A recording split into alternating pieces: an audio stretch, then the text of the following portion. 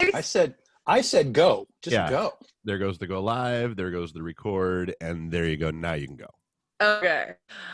Welcome back to another page turner with Big Dog and Little Steph. I'm Stephanie Menard. I am Tom Hutchison. Yeah. We don't know what we're talking about today. Well, welcome to the shit show. My suggestion was to talk about your comic book news, but your publisher apparently is not allowing that. Well, I don't know if they're not allowing it or not, but they're going to make an announcement. So I kind of they haven't made it yet. So I just would rather, and it's not like anything like super crazy or anything. It's just something really cool that I'm excited about. But, you know, it'll be announced when I feel, once they announce it, then I'll share the knowledge. I just don't want to step on anybody's toes or whatever. Well, if I was your publisher, Steph, I'd let you do anything you wanted. Well, I mean, let's talk. What do you want me? I'm not an artist, though. See, you write all the stuff, so you don't need me. We've published other people's books before. Oh, all right. Well, we have published. Is it three different people's books? The original colorist and letterer for Penny for Your Soul did a book with us called Ned the Chainsaw Guy, which is just this ridiculous, basically almost just like a video game on paper. It's insane. We had an action adventure book called Pinpoint, and then we did Nightingale, which was Wayne Gardner's fantasy series. And we would have done more with Wayne, except that was right after we finished with him. We went right over to Aspen, and there was no way to keep that going. So we have done that in the past. Well, I'll keep that stored away in the brain file. Yeah, do that. But just for the general populace, no, we are not looking for things to publish right now. I was going to say, are you accepting submissions? Because you just said that on a podcast that I know a few people listen to. So you got to be careful. The submissions door is now closed. So you had your window, and it's gone now. It was a whole minute, and you guys missed it. It's over. End of the world. It's a special treatment thing for co-hosts only. Yeah, and see, I like that. I like that I get something out of this other than getting to hang out with you virtually. Finally, after doing this podcast for a year, I get something out of it. I only ever did it so that I could get something out of it, Tom. Now, okay, we're not doing this show anymore. I got what I wanted. Bye, guys. Oh my God. Well, I'll tell you something else. Since you are a friend of the BDI family, last night we did a podcast with Phil Locklear, and myself and Wendy Shaner and CB Zane were all doing a Kickstarter on September 12th. It launches. But we are doing it under a banner called ClickCon, which is supposed to be sort of an extension of the idea of the online con. Right. And so part of what we're going to do, it'll be the Kickstarter. We have the book. You guys can come support the project, buy the books, and so on. But the project the campaign itself will also surround the idea of an online con, meaning a couple of times a week we're going to do like live panels. But not necessarily about the book itself. So it'll be like, okay, we're going to do, I don't know, whatever, a writing panel. We're going to do a cosplay panel. We're going to do whatever we're going to do type of panel. And we're working those out now. So there will be extended portions of this Kickstarter that go beyond just the Kickstarter. And if you're interested in doing some of that, we're looking to not just get the people involved with the Kickstarter, but anybody in comics that's doing stuff. Once we have our panel list down, if there's something that you want to do and be a part of, you'd be more than welcome to come join one or two of the panels. Or all of them. No, I'm just kidding. Or all. Yeah. I'm kidding. I mean, if you're going to do the cosplay panel, you got to cosplay. I've got a lot of Halloween costumes. Does that count? I could dress up as something. That's something. I can pretend it's a. I can be something, Tom. Yes. It can be some, I don't know what. No, but that's really cool. I'm in like the group for ClickCon, and I've been seeing like your posts and stuff in there. And I think that's really cool. Like a lot of people are missing that right now. I'm seeing so many people posting about missing conventions, and there have been a lot of online conventions, which is really cool. But I like the idea of like doing panels and, like and I like that you're doing a cosplay contest too, which is really cool. It's like, that's more like being at a real con, it has like that, more of that feel to it. So that's really cool. I'm excited. Yeah, it's going to be, I mean, it's an extended event. It's an extension of what Wendy Shaner did in January. She has a book called Naughty Fairies, Stripper Assassins, and she did a convention thing revolved around that. It was the Naughty Fairies Comic-Con online and so on. And so Wendy and I went to dinner one night, and we were just talking about what she did. And I was like, so what's next for that? She was like, I don't know, I'm just going to do another one, I guess, at some point. And then that's when I was like, well, what if we took the con idea to the next step, which would be involving other people in the con, in the Kickstarter and then in the convention experiences too. So, and then it just started growing from there. And we got the cosplay thing down and the panel thing down. We're going to have an artist alley built into the Kickstarter. So you'll be able to commission art just like you would go up to Artist Alley and be like, hey, I like your stuff. I want to commission you to, do a thing. So that'll be part of the event. I want you to do a thing. Do a thing. Do that thing. Here's some money. Do that thing. That's right. That's how it works. I like it. That is the bottom line of how to get art. Here's money to do a thing. Well, I know I'm interrupting you, but along those lines, the first thing that I ever commissioned from an artist, and I can't remember his first name, but his last name was Daly, and it was at Gem City Comic-Con. I asked him to draw Black Phillip, and he just looked at me like, what the hell is that? And he was so confused by my request. So I had to like look it up on my phone, and I showed it to him, and I was like, draw me Black Phillip. Here's some money. It was essentially like that. Do this thing. Here's some money. And I'll give you green paper. And yeah, he was like, okay. He didn't seem like super pumped about doing it, but he was really nice and it was a great drawing. He just seemed like really confused about why I wanted a goat. But hey, it was my commission. I once had Steve Epting, who was working for CrossGen Comics at the time. This is going way back. You millennials won't know what CrossGen is. And he was doing a pirate book at the time for them. And everybody was coming up and asking for like the pirate girl, like, give me the pirate girl, give me the pirate girl. And so it was my turn. I was like, dude, draw me the ship. And he looked at me like I was insane. He was like, you want the boat? And I was like, yeah, give me the boat. Let me see the whatever they call the masthead in the front and everything. Give me the sails. And he was like, cool. And you know, and he did it. I have a sketch of a friggin' pirate ship by Steve Epting. So there's one of the things I've talked about online for a while is when you go and ask for a sketch. Now, this is not to say that you can't ask for anything you want. Of course you can. Right. But be aware that every time you go and ask for Batman or Wolverine or Wonder Woman or Spider-Man, 1 million other people have asked for the same thing. And in most cases, that artist has drawn those characters 1,000 times. It's a limited, unless you have something unique. Like I want Wonder Woman, like, you know, doing shots or something. Like unless you have like a theme, there's only so many ways and you know, available poses to keep drawing these characters. And it's inevitable that you're going to start seeing things that kind of look the same because what can you do? So I've been telling people like, look, I know that you love Batman, right? But go deeper in the Batman mythos. Like find the things that no one else is getting, and it's still going to be relevant to you because you like the Batman universe. But you're going to get something that other people aren't going to have.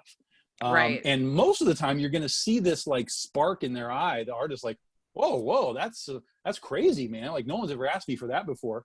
And in fact, George Perez, when he did commissions, he used to keep a list of how many he did of each thing at a con. And it would be like Wonder Woman, you know, 38 and, you know, some other obscure thing like, you know, 1, 2 down here. And he was like, yeah, I mean, I love seeing stuff that I don't have to draw all at the same time. So When the cons come back, I know we all have our themed sketchbooks and so on, but think about going outside the box, and you might get something. You might inspire the artist a little bit more to kind of give you something that maybe you wouldn't have gotten.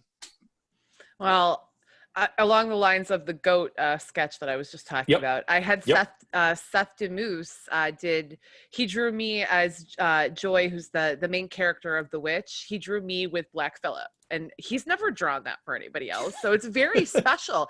He did a magnificent job. I was and am still obsessed with the movie The Witch, so for me, like, it means something, but no, people aren't really asking for those kind of drawings, and so it's extra special because I know there's not another one of these out there. So I totally agree with you. I mean, if that's what you really want, it's your money, get what you want.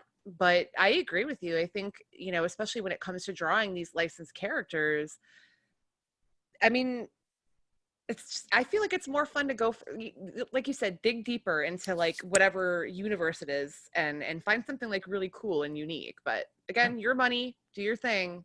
Yeah. When I was getting, I've got a handful of but I'm like, for example, I have a Wonder Woman versus Spider-Man sketch. Okay. I'm the only one on the planet that has a Wonder Woman versus Spider-Man sketch. It's just lassos and freaking webbing. And it's like, no one has that. Now I want to see it. Yeah, it's cool. And that's the stuff that was fun. And then for a while I had two theme sketchbooks. One was Zatanna, because that was before anyone knew who the hell Zatanna was, before everyone else had a freaking Zatanna sketchbook. And the other was Magic, from the New Mutants. Same thing. Nobody was getting those things drawn. And then all of a sudden it was like, poof, I was like, okay, well, we're just going to put those away because, everybody's doing it now. So, but now that I'm publishing my own work, it's like, I just paid people for covers now. And that's, there you go. Like, yeah. So I've kind of moved past the sketch phase. I do still get them because we have like blank sketch covers and stuff for our books. So every now and then I'll be like, hey, do a Legend of Oz thing for me or whatever. So that's cool. But yeah, I've moved past the sketch phase, and now I just pay a lot of money for covers. Yeah, that's the burden of being a publisher and putting out your own stuff. Yeah. And that's where your money goes. 1 second. Yep.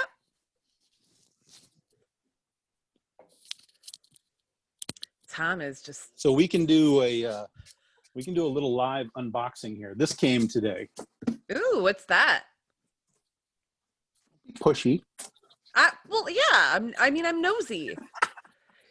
So this is, like I said, I pay artists to do work for me that I can then publish. It's not, I'm not paying them for sketches and that kind of thing. I do get them from time to time. In fact, I do have one coming from Mog Park, who did a critter sketch on her Artist Alley Shopping Network show.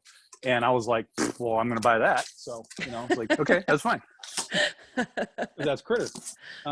This, I think,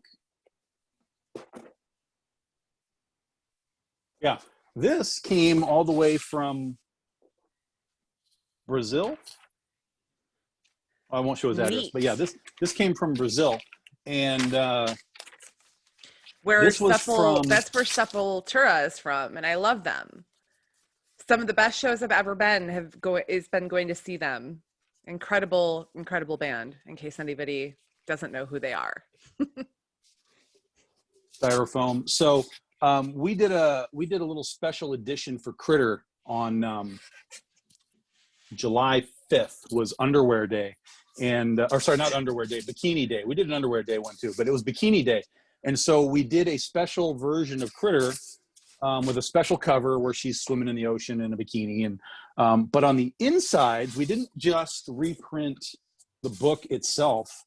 On the insides, we actually made, oh geez, he sent that too. I can't show you that. Holy smokes. Is it nudie? Is it a nudie? Well, yeah, but even more beyond that, it's a project we haven't even announced yet, and he sent it to me. So this is actually, what we did is actually made a 3-page backup story with Critter at the beach to add a little extra value to the book. So it's not just a straight reprint. There is extra little, material I'm in loving the book. art. Loving Yeah, it. this is Carlos Reno. He's amazing. He's the guy that just did our Oz book. And I went when talk about spending money. So when we were done with Oz, he did a 40-page Oz book, Legend of Oz: The Wicked West, our Western Oz book. And I knew that we'd worked with him over the past years, and I knew that he sold his original art. And I was like, so do you have a buyer for that Oz stuff? And he was like, no, we just kind of sell it page by page as it goes. And I was like, but you have it all still, right? He was like, yeah, the whole thing's here. And Can I has it? So what do you want for it? So long story short, I have 40 pages of Oz in the other room. and you had to eat ramen for a year. This is correct. Yeah. And so now every time he does stuff, he's like, so do you want the pages? And I'm like, yeah, give me the pages. Just keep them coming.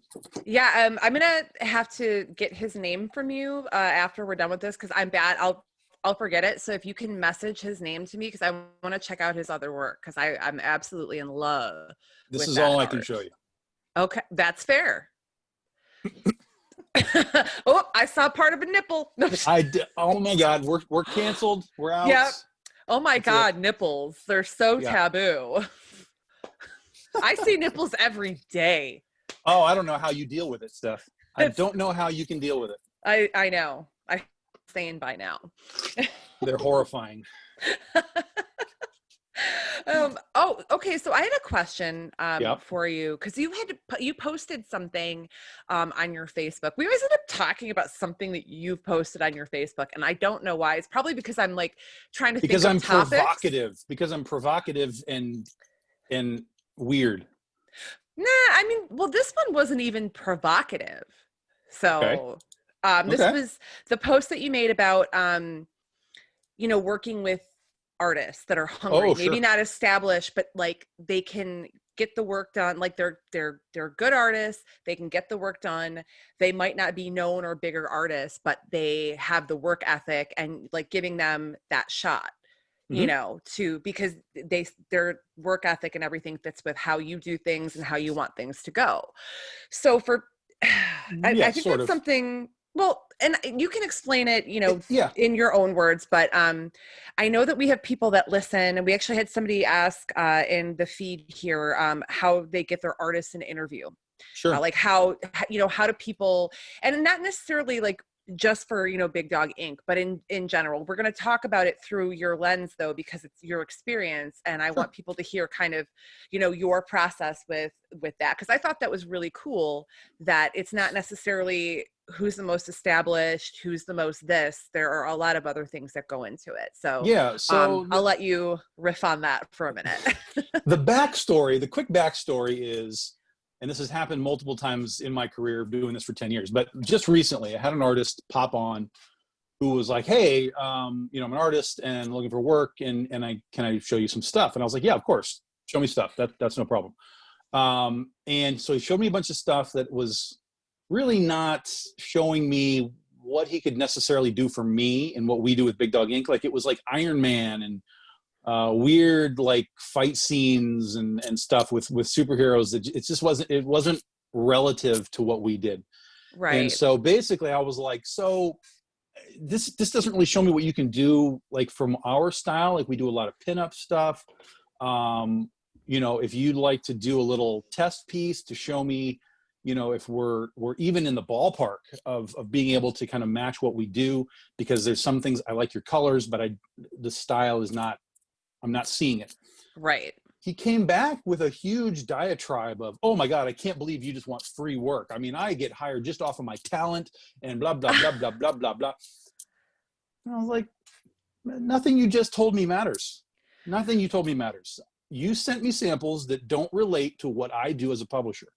Right. So if you want the work, I need to see how you will relate to what we do as Big Dog Inc., the type of art that we use, and so on and so on. Right. I said, you could have taken 5 minutes to rough out a pose and not have anything finished. And I could have seen that you had the ability to kind of figure out how to do a thing. And I could have said, okay, I see your work. I know your colors are good. Let's take another step. But if that's too much effort, dude, honestly, I don't have time. Well, and Because I think too, doing a test piece, a lot of people have people do test pieces. That's all not the time. abnormal. No. And that's just something else you can add to your portfolio that shows Correct. another thing that you can do outside of whatever your traditional stuff is. So it's honestly a benefit for yourself as an artist to have that added to your portfolio, even if they don't, you don't end up working with that company. So just remember that, artists, doing a test piece is not abnormal. And you can use it for yourself in the future. It's good. Yeah, especially if you have no credits or any real background as far as like, hey, I can look back at your body of work. This was not, I mean, he had a couple of covers, I guess, with some indie guys, but it just wasn't vibing with me. So I was like, just kind of show me what you can do. The flip side of that coin, and what we're talking about with the test piece, is I have also had artists who have come to me and just been like, dude, you don't even have to pay me. I just want to have that chance to be part of something. And I know that if I can get my art in front of people's eyes, there will be a cause and effect. Right. So that's the complete opposite side of that. And everybody that works for us gets paid. I mean, that's not even a thing. So anybody that comes to me going, oh, dude, you don't have to pay me. I'm like, no, dude, you're getting paid. I'm paying you for your work. But I would say about 90% of the people that have done tryout pieces, whether it's covers or whether it's interior work, about 90% have gotten work from me. Now, it might not have been that specific book, but once I see what you can do, I can relate that to Scheherazade, Ursa Minor, Critter, Penny for Your Soul. Like, oh, you don't fit with this, but I have these other books, and you're going to fit right in with these, and we're just going to take it, and we're going to move you over here, and we're going to let you start doing work. So that's beautiful. That's it. I mean, it's as simple as that. You cannot come in. It's okay to think you're the shit. It's okay. I'm okay with that. Yeah. Is it okay? Because I know a few people who were like, yeah, I'm the shit. But in the end, the ones that listened to what I told them, and I said, look, you're good, but we have to do this. And they listened, those guys got the job. They were like, oh, okay, I get it. I know what you want. I understand. Absolutely. And I can do that within my style and whatever. I'm like, yes, go, but we have to do it this way. And they get the work, they get the jobs. It's really literally as simple as that. You cannot come in with, you can have an ego, but it can't be an aura of an ego. Like, oh, I am in front of you and you are so lucky to have my presence. It's just like, no, that doesn't work. None of that works. I don't care who told you could draw good. I don't care what, Stan Lee told you 10 years ago. I don't care what another publisher told you. None of that matters, because all of that is within their realm, within their box. That's not necessarily the Big Dog Ink box. Right. It's subjective. It's subjective. Oh, totally. Yeah. Like, you can be a great artist. And it wasn't that I told the guy, dude, you suck. It was just a matter of, I'm not seeing what I need. Again, it was very hyper masculine. It was armor and stuff. I was like, I don't do that. I mean, this is what I do. Can you do this? Then we can talk about it. And if people are willing to, there was a guy who's been doing work, his own stuff for a long time. And he's done some covers and stuff for other people, which apparently he hasn't gotten paid for, which kind of bugs me. But he came to me, and I've known him for a while, and he was like, so can I want to do something for you. And I was like, I think we might be able to do something, because I have something that might fit your sort of work style. And he was like, cool, man. You don't even have to pay me. I mean, I'll pay the colorist and you don't have to pay me. And I'm just like, no. Here's the deal. The budget's $200. You can split that however you want between you and your colorist, but you're getting paid because you're working for Big Dog Ink. And he was like, holy shit, that's like my first paid gig. I'm just like, aww. So and you made his day. He was like, there were a couple other people that were like, I didn't know you were paying me for this. I'm like, of course, I'm paying you for this. So that's the other side of this coin, is come in. It's hard to say come in with low expectations, but that's where you kind of have to be initially. I know I've heard some really weird stories about some other larger companies. I don't know if I even want to say their names. I won't. But needless to say, They don't even work like that. They are basically just spec. They will say, yeah, you can do all the covers you want, anytime you want, send them to us. If we use anything, we'll pay you like $50. And that's for covers. We're talking about covers. So it's like, yeah, I don't want to follow that business model. I want to, pay people what they're worth. And if you have a bigger name and a bigger following, obviously you're going to be able to get a little bit more out of that, which Right. again goes back to the talent part. But Mhm. talent doesn't translate to necessarily what a specific publisher needs on a specific book. Absolutely. I do have a question from Brian. Yep. He says, for your art style, do you see a difference in how a female artist would do it compared to a male artist? No. There is a difference if the artist chooses to make a difference. Again, it's all subjective and so on.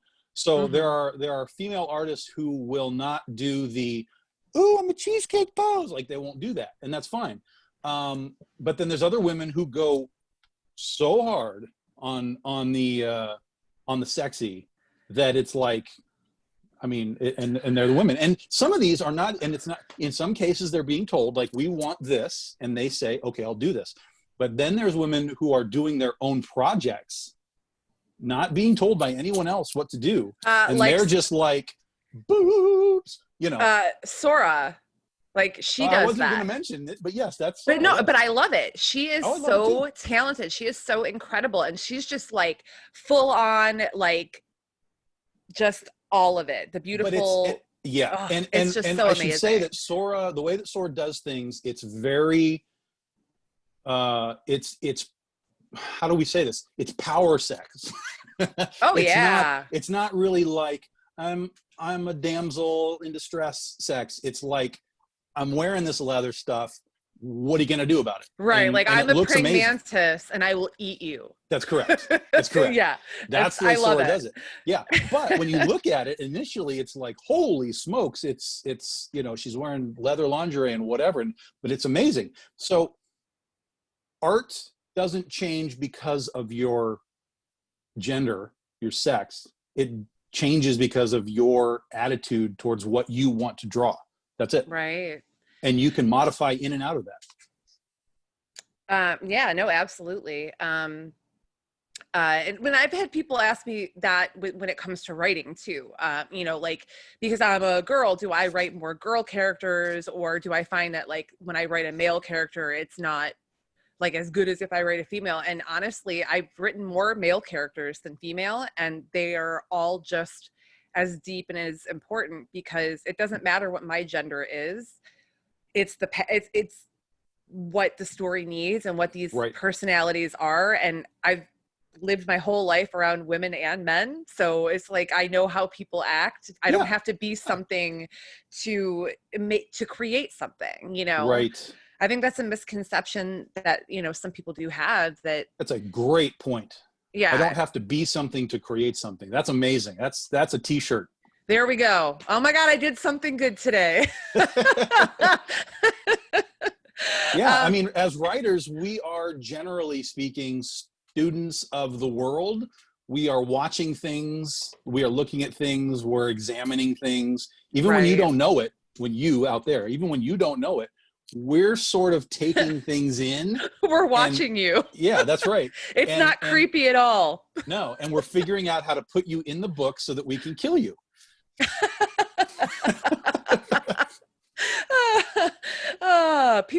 People like that kind of stuff. They're like, "Oh, you're gonna write me into a comic book?" Like, I've named some characters after my friends, and I'm like, "Yeah, you might die, but yeah." We had a Kickstarter. Your name's in a book. Yeah, we did a Kickstarter for Kaiju Epic, our giant monster book, and we had 3 people pay to get killed by the monster. So that's great stuff. Yeah. I did that in I think it was for Aeonian 2 or Aeonian, one of the Kickstarters. My friend Eddie pledged to get killed, and it was like, he's one of my best friends, so it was really fun. Getting to do something like that. I don't want him to die, but it was really fun to see that kind of come to life. So yeah, for sure. Good times. Yeah, that's just one of those things that helps connect the readers to the creators. Thank you, Brian. Brian said, fan of both of you, keep up the great work. He also says that Sora is so good. So same page. Like we all love Sora. Now I'm gonna have to message her on Facebook later and be like, yeah, we kind of talked about how awesome you were. No big whoop. Send me a picture of Pepper. Pepper's so cute. Ugh, can't get enough of that dog. But anyway, I'm gonna keep up with what's going on in the comments here and just shout that out as it happens. Dan Stockwell said hi. Hi, Dan.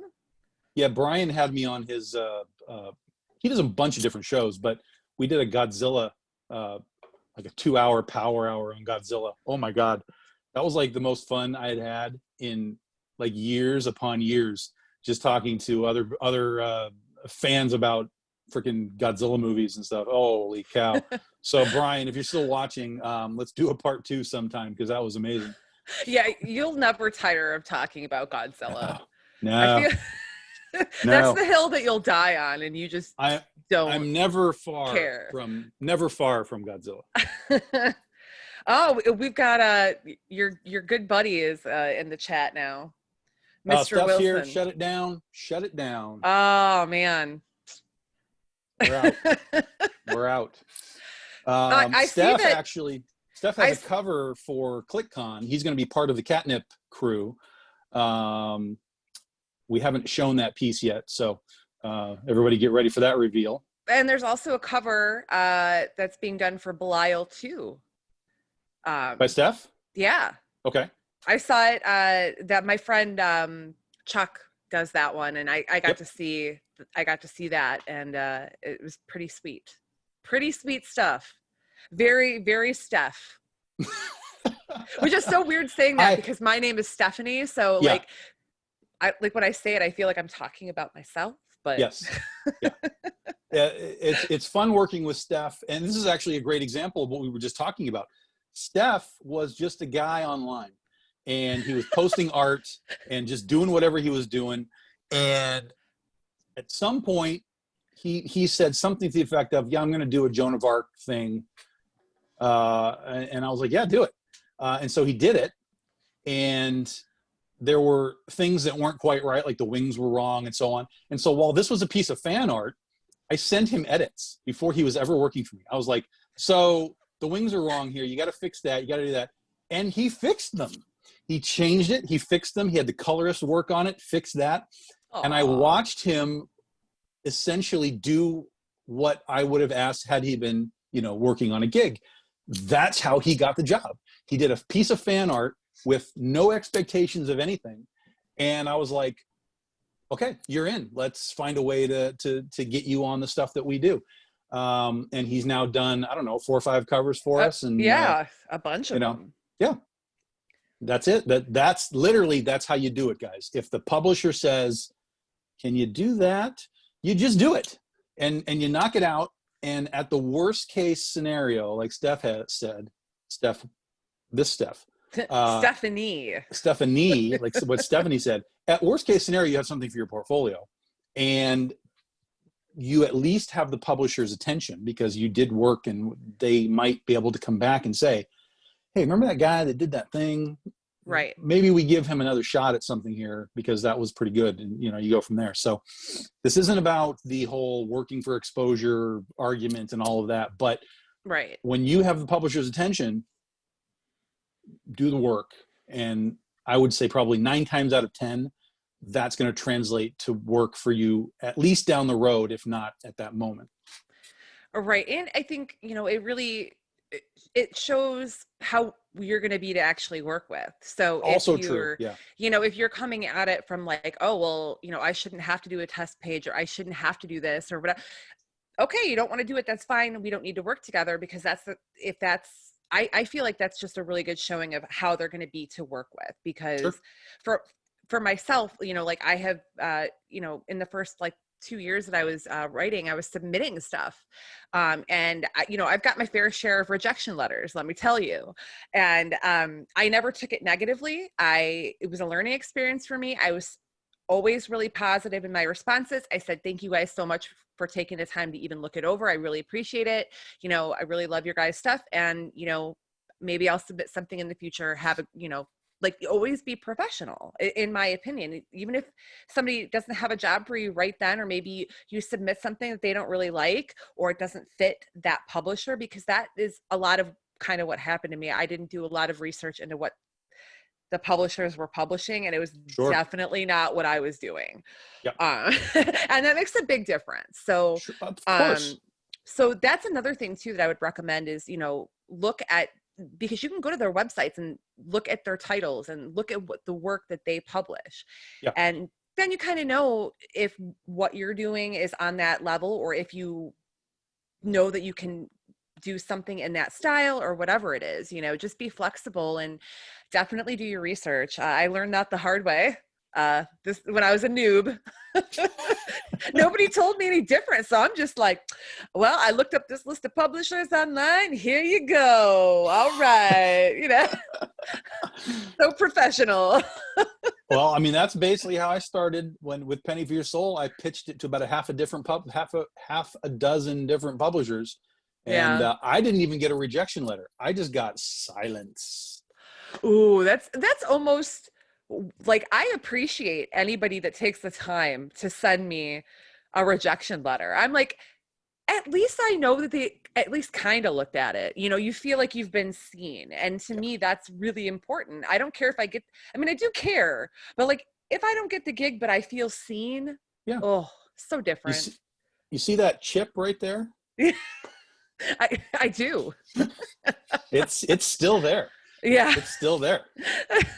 10 years later, I'm still showing them.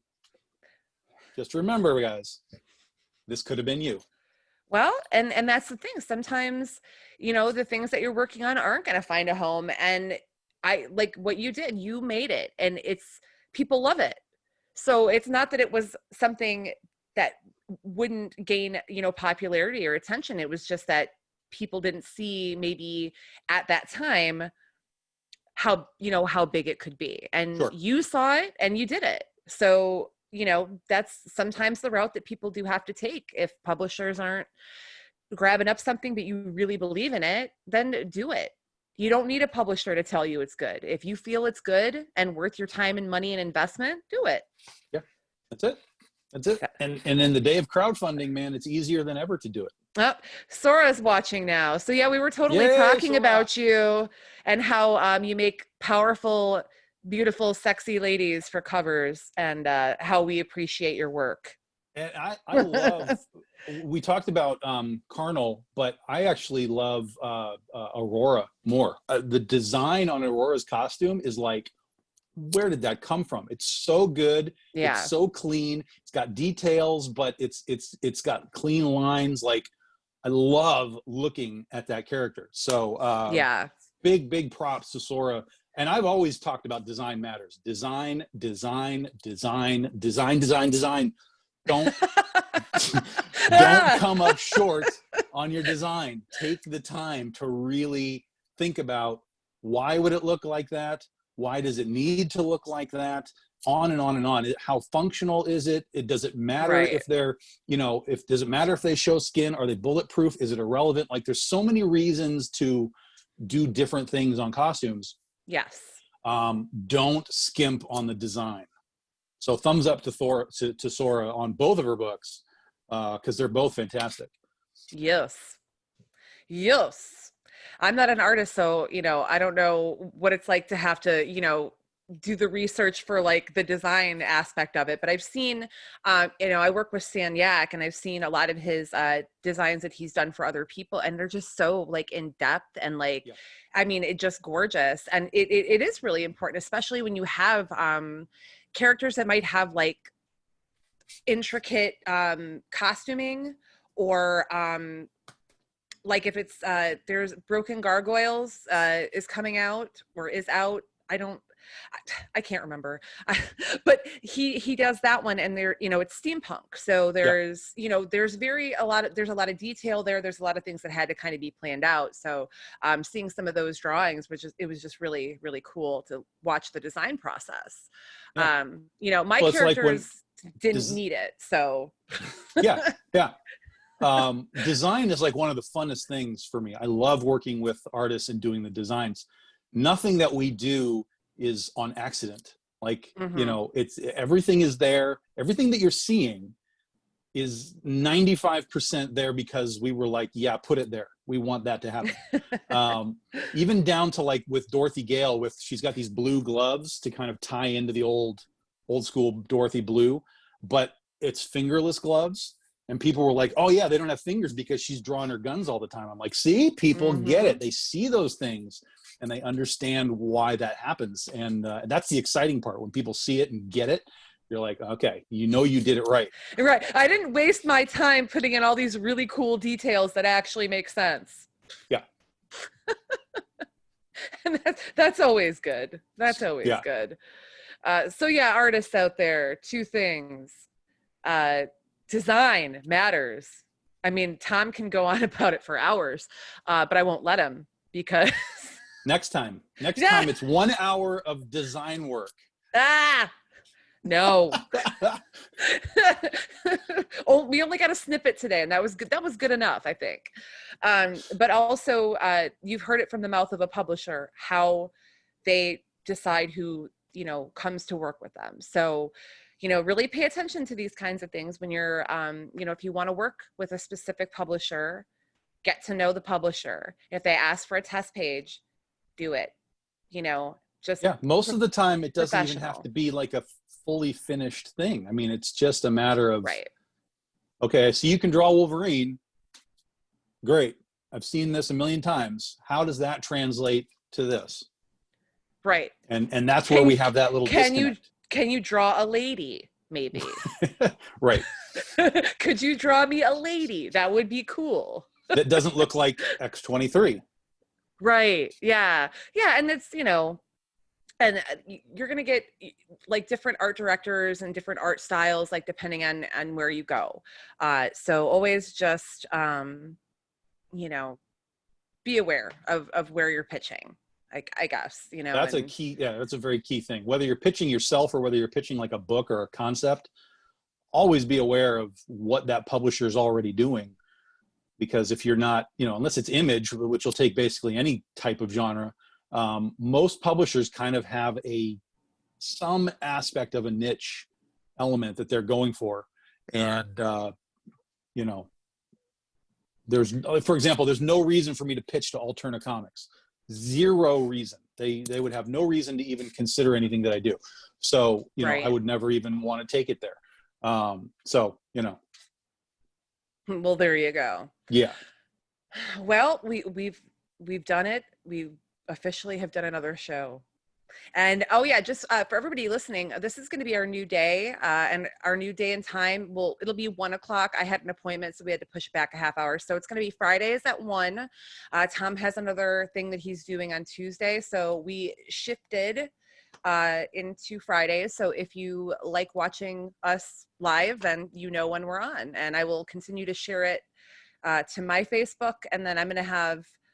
I don't know if you shared it to our Facebook page today, Tom, or I just shared it to my own at this Okay. point, so we need to get it moving around. Yeah, we'll shuffle it around, but we're gonna try to get it up on the Facebook page too. So, but yeah, so it was nice getting to chat with you again, and it was nice talking about something that we don't often really talk about, like that aspect of the business, because I'm not an artist, you're not an artist, but from a publisher standpoint, it was nice to kind of put that out there, because any information that we can share with people to help them, grow their field, whether it be art, writing, whatever it is, that's what we're here for. We're just trying to have fun and give you some knowledge. Yeah, and we're doing this live on Facebook, so please come watch live on the Facebook, because then you can ask questions, you can be part of the chat. We're happy to kind of see what you all are talking about, and then we can try and answer questions or whatever as well. That's why we started the live part. So join us. Yeah, and also you can ask us questions on our Facebook page, which is another page turner. I mean, you just look us up on there like that, and you can ask us questions, and we'll get to them on the show. That's what we're here for. So, all right, you guys. Well, it is Friday. I hope everybody has a great weekend and stays safe, enjoys as much of life as they can. And we will see you next Friday. And until then, keep it indie, guys. 2 Fridays. 2 Fridays. Sorry, every other Friday. My bad. The 4th. We'll see you in 2 weeks.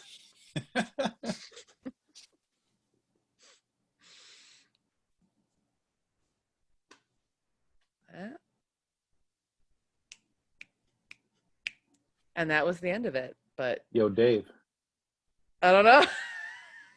He might have to walk away to like go pee. So now we're just sitting here like idiots. It's bonus content time. It's the Yeah. encore. I won't cut this out of the when I edit. Do it again. Right. Oh, and speaking of editing, I'm going to be busy this weekend, so I won't be editing anything from today or tomorrow, anything from this weekend until Monday. So I'll post this Monday. Okay. I usually do Saturdays and take Sundays off, but I'm taking tomorrow off because I deserve it. I actually have plans for once in my life. So, no, you already went to the farmer's market. That was it for the month. I know. And you know what really sucked about that was one of the main reasons I wanted to go is they have like a flower cart, and you can like, it's all fresh flowers and they're all like hand cut, and you can like put together like a big flower bouquet. And I was like, ooh, you know what? That would really make me happy. I haven't had flowers in a long time. I can't grow them because they just die. So I went there and they were like already half sold out, and the booth was swarmed by like 50-year-old women trying to get their flower on. And I get that, but nobody was social distancing. Like everybody was really close. Everybody has to wear a mask. So that was great. But everybody was so close together. So I did one loop around and I was going to wait for flowers. And then I'm like, you know what? This is going to take forever. I don't want to stand here for an hour, you know, by all these people who are like less than a foot away from each other. So it was okay.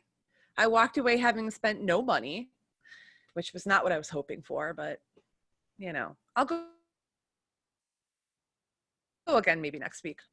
Maybe they're 8 o'clock so I can get those good flowers, you know, those good ones. Oh my God, I cannot believe. And the most screwed up thing about this is that I think this is still live on Facebook, which is kind of hilarious. Actually. Oh yeah, we're live. Yeah, for sure. We're there. Are you wrapped? Yeah, we wrapped. Oh. Like,